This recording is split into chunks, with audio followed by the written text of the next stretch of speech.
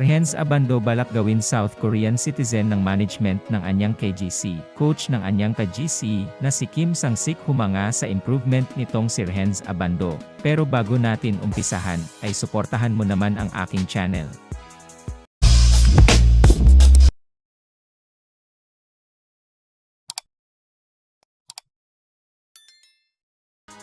Masyado ngang natutuwa ang management ng anyang Red Booster dito kay kabayan Renz Abando, dahil na din sa lakas nito maglaro ng basketball, at laki nga daw ng naitutulong nitong para sa Korean Basketball League, dahil siya nga ang most viewed player sa social media, at kahit noong nakaraang season, ay malaki din ang naitulong nitong si Renz Abando para makapag-champion ang anyang KGC, sa regular season ng Korean Basketball League, at naging most defensive player pa siya.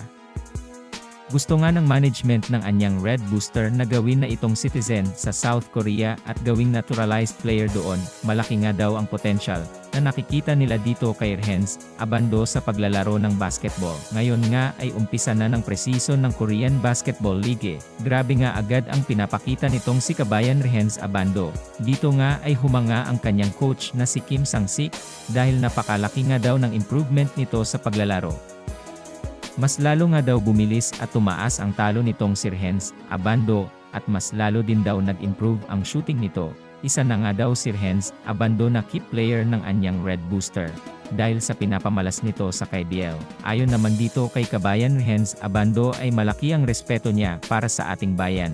Kung kaya't kung kakailanganin ang serbisyo niya ng Gilas Pilipinas ay agad itong sasama upang maglaro sa ating national team na Gilas Pilipinas. Gustong-gusto niya nga daw na laging mapasama sa ating national team, na Gilas Pilipinas, ngunit mas marami daw player ang ating bansa na mas deserve sa pwesto na yon.